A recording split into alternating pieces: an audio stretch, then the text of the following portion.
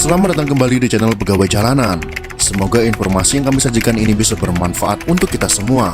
Silahkan kalian simak video ini agar kalian bisa menangkap informasi yang kami sajikan. Selamat menonton.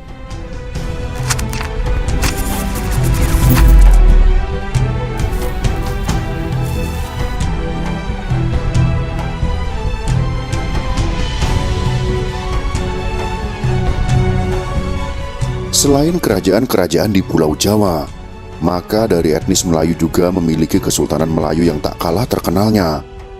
Salah satu dari Kesultanan Melayu yang terkenal adalah Kesultanan Johor. Johor merupakan salah satu dari kekuatan politik atau negara yang bersaing ketat untuk mendapatkan perannya sebagai ahli waris Malaka. Demikian pula ketika kawasan tersebut mulai dikuasai oleh kekuatan kolonial Eropa.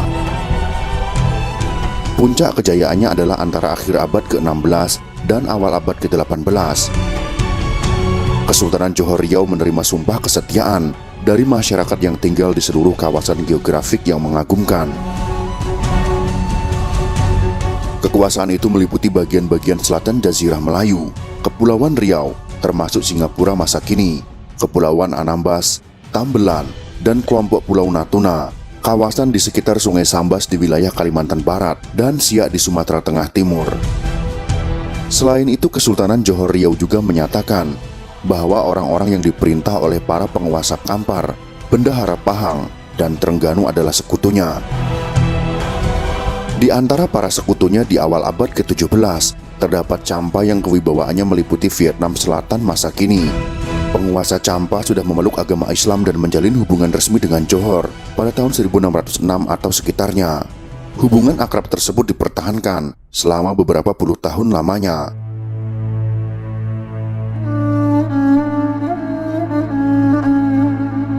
Johor awalnya adalah bagian dari Kesultanan Malaka. Namun Kesultanan Malaka ditaklukkan oleh Portugis pada tanggal 10 Agustus tahun 1511 di bawah pimpinan Alfonso de Albuquerque.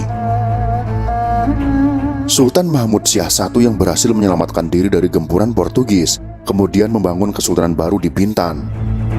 Kesultanan ini meliputi Kelantan, Perak, Trengganu, Pahang, Johor, Singapura, Bintan, Lingga, Indragiri, Kampar, Siak, dan Rokan.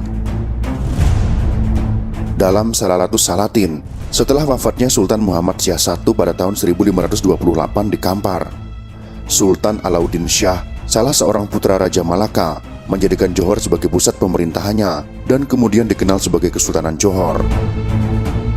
Sultan Alauddin Shah kemudian membangun pusat pemerintahan baru pada kawasan muara Sungai Johor.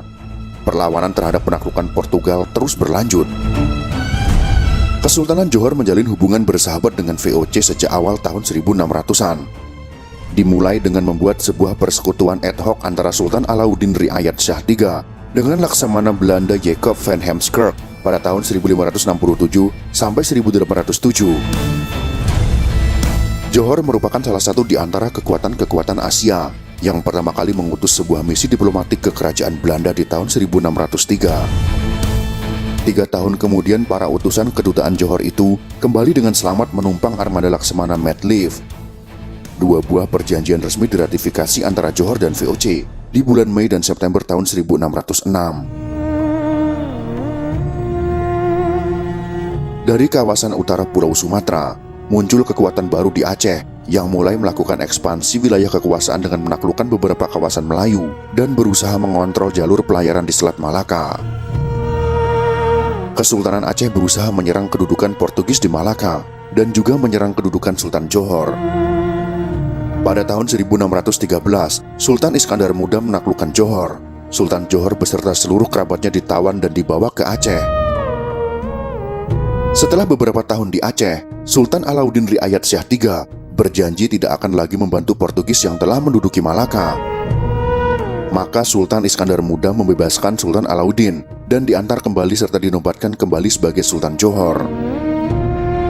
Pada tahun 1641, Belanda berhasil merebut Malaka dari Portugis dan Belanda mengakui kedaulatan Sultan Johor atas wilayah kekuasaannya.